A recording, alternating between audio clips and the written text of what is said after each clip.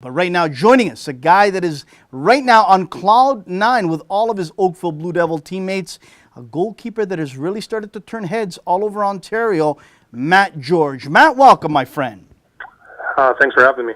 Great to have you on. Matt, let's go way back. You were with the Woodbridge Strikers, who you faced Friday night in this unbelievable, historic final. You were there, and you made your way over to the Oakville Blue Devils. Let's talk about that move from one to the other, first and foremost. Yeah, making the move, it was a tough decision because of the success that Woodbridge had and that I personally had there. But I feel like for me, it was just more of a needed a change of scenery. I think I got too complacent and too okay with staying at Woodbridge, so I wanted a bigger challenge, and there's no bigger of a challenge, I guess. So Duncan, his staff, they all believe in you since day one. When you arrived, you knew that you weren't going to be playing in front of a back line that was tremendous, veteran speed. It had it all. How great was that? It was great playing with guys like Hitesh and Al, and then Connor and Victor in the middle. It was unbelievable. The speed that our wingbacks had and the strength that Connor has and the intelligence that Victor has is just it was perfect for my game. You know, Matt, you've been lucky as a goalkeeper to play in two of the best facilities in Ontario, in my opinion. You played with Woodbridge, which I believe is probably the top grass facility, grass field in League1 Ontario. And then you played in Sheridan College, which I absolutely love the atmosphere, the way it's all situated there for the fans. And it's got to be great for a goalie like you to play in two great, situations like that. Yeah, no, it's great. The facility at Vaughan Grove with Woodbridge was amazing, and the facility at Sheridan was, in my opinion, even better. It was a great pitch, and it was just perfect. So let's get to it. They strike first. They give you guys the punch right in the mouth, right in the gut. They get the first one. You guys come back in the second half, and boy, oh boy, buckle up your seatbelts. What a finish. What was said at halftime? You guys were down. Everything obviously is to play for. You still had 45 minutes. What did Coach Duncan Wall have to say? Duncan really didn't have to say much. He just said that, they took it to us in the first 20, 25 minutes.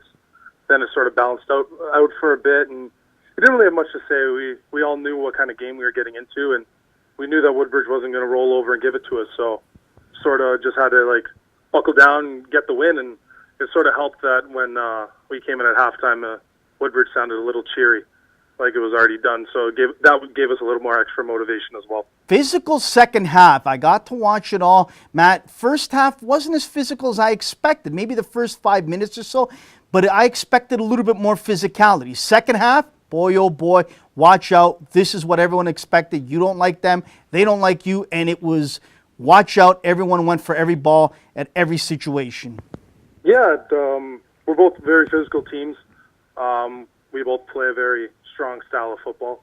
And, I guess the first half we were more trying to gauge how everyone was going to go. We didn't want to jump into too many late tackles and get cards, and then we got to worry about being cautious in the second half. So we ended up that not happening, and we just were able to go at it more in the second half. And I think the physical side definitely favored us. So in that second half, it definitely helped us with the momentum. Matt, a couple guys that I got to point out, but the whole team as a whole, really, what a night it was for them, for your supporters. They all did their part. But again, this guy, Philippe Villela, and the veteran, McNamara. The veteran does his thing. Philippe Villela, all he does is either set up or score goals ever since he's entered League1 Ontario. And it boggles my mind how this guy doesn't get a shot overseas, maybe in Sweden, maybe in Norway, maybe in the NESL. It boggles my mind like a guy like that. Talk about these players and how important they were to have down the stretch in that second half where you knew there was a lot to play for. The veteran to calm you down,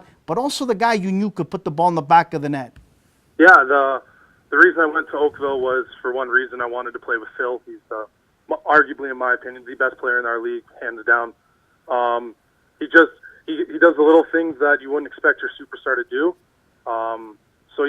Him not getting a shot anywhere blows my mind as well. And Taylor's just a rock. He might be old and slow, but his smarts on the field is something I've never played with before in my life. So, yeah, those two guys definitely were the heart and soul of our team for many, many games this year. Matt, two of the best goalies, yourself and Quinton Roberts, facing each other.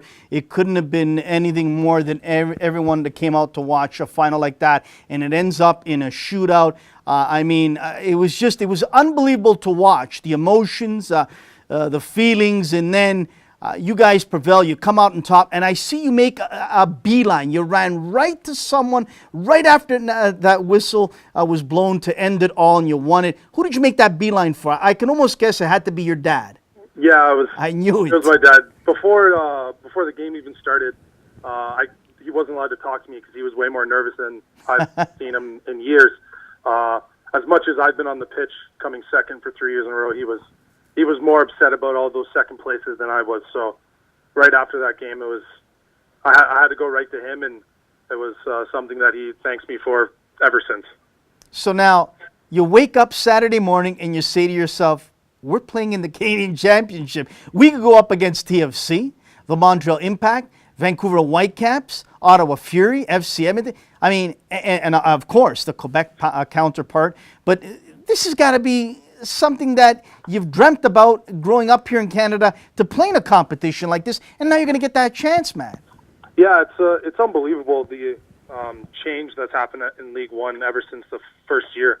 I've been here since the beginning, and the amount of stuff that League One teams and players get is incredible. And I've talked to a bunch of the guys since Friday, and we all it's still sinking in that we have that opportunity to might go out, fly to Edmonton, we might go to Ottawa, and hell, we make one little run, we could be playing at BMO Field, which would be obviously a dream come true. And I'm glad you mentioned that, because going back, Dino, myself, and a couple others, we fought hard going years back, Matt, that a League1 Ontario team should be involved in the Canadian Championships. It's done in all parts of the world where lower level division teams should be able to fight for a national championship. You're going to get that chance, and that put a smile on my face, a smile on Dino's face, and that's why this is all about the players and the coaches, Matt. Mm-hmm. Yeah, no, from the first year when you just won the trophy and you went on to play the interprovincial, that's all great, but being able to go up against these high level guys that are professional athletes that you've always dreamt of doing is something that anyone in League One can thank everyone involved more. Absolutely. Just before we let you go, I was congratulating Duncan, and he was saying, Anthony, fantastic night, fantastic feeling, the support, the atmosphere, and what lies for us next, what is in store for us next, all that. And that, to me, says it all. Soccer is alive and well in Ontario and Canada, and dreams do come true. And watching those little guys after that final goal and that final stop, running over to give all the players a hug, that's got to be amazing, Matt, because one day they probably would dream to be in your position and play for a Canadian Championship. Yeah, no, coming to Oakville, that was a major thing for me. Being able to train some of the kids here and there, and the way they actually look up to you, and they call you their favorite athlete and all that stuff. It's something that is incredible, and hopefully Oakville is going to be at the top for many years to come because of those kids. Matt, hats off to you, all the Oakville Blue Devils, Duncan Wild, the coaching staff, the city of Oakville. Kim Ashton does a lot of great work. She doesn't get enough credit. But also my hat goes out to the Woodbridge Strikers. Class act. Peter Pinazzotto, the players, the club, Mike Rieta, John Scarlato. I couldn't be prouder of both clubs, League1 Ontario, the way they represented themselves, the way they left it all out there. It was an unbelievable night. So congratulations to you. Good luck in the Canadian Championships, my friend. Thank you very much, Anthony.